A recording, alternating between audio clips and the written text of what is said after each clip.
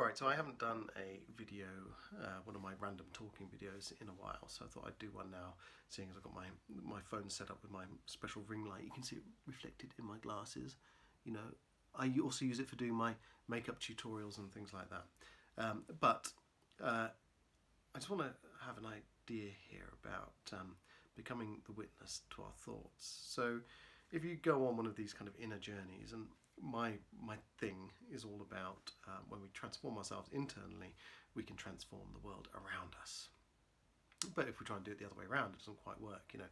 And similarly, when we seek happiness from within, everything else starts to fall into place outside.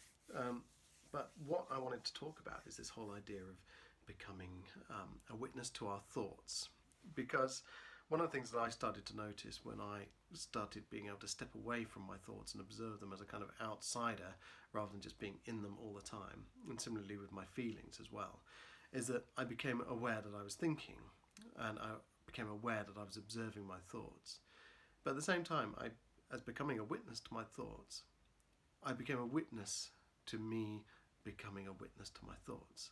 And then as soon as that kind of that comprehension happened, I became a witness to me being a witness to me witnessing my thoughts. And the more you think about it, the more you kind of abstract yourself. So the big question is, if we're not our thoughts and we're a witness to them, and we're not just a witness to them, but we are witnessing ourselves, witnessing our thoughts. And we're not just witnessing ourselves, witnessing our thoughts, but we are a witness to ourselves, witnessing our thoughts, and potentially on and on and on for infinity. Who are we really? Who are we in any of this? If we're not the person having the feeling, but we're the person witnessing the person having the feeling. If we're, abstracted so many ways, who are we really?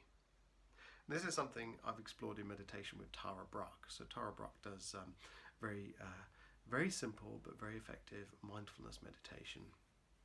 And essentially, when it all boils down to it, we are just awareness. And we can use this, we can become aware, and we can catch ourselves before we fall into those habits and those routines and those triggers. Those things, someone says something rude to you, you get upset and you lash out, or you respond in a certain way, or someone doesn't reply to your text message fast enough and you get hurt and you get upset. But these are not things that are being caused, happening to you. These are things that are happening within you, by you. And when you become aware, and you become a kind of field of awareness in Tara Brach's language, if you like, you can abstract yourself from this and just experience the ups and downs of being. I couldn't sleep a few weeks ago, and I found my mind racing, and it was racing from one thought to the next. Literally, I don't know how it happened. I was thinking about spirituality, and then I started thinking about religion, and then I started thinking about the Pope, and then I started thinking about Jude Law because he played the Pope. And then when I started thinking about him, I started thinking about various different actors. Jonathan Pryce, who was in The Two Popes, and then various different, he was in Brazil, one of my favourite films by Terry Gilliam.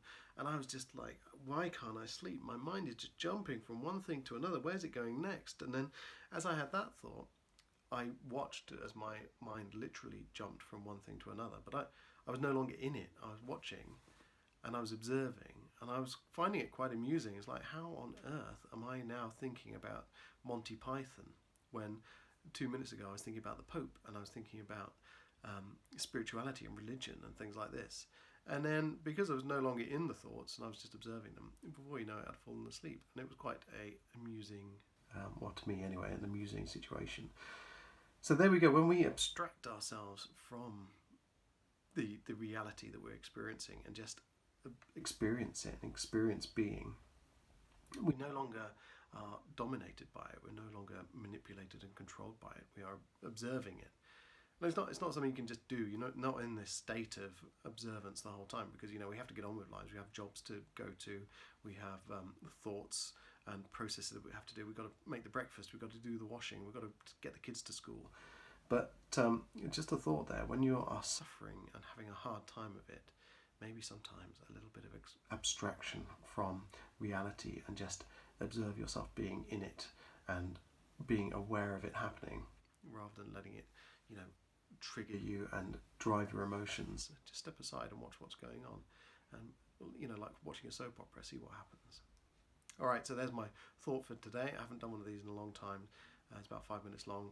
Thank you for your time, and have a great day.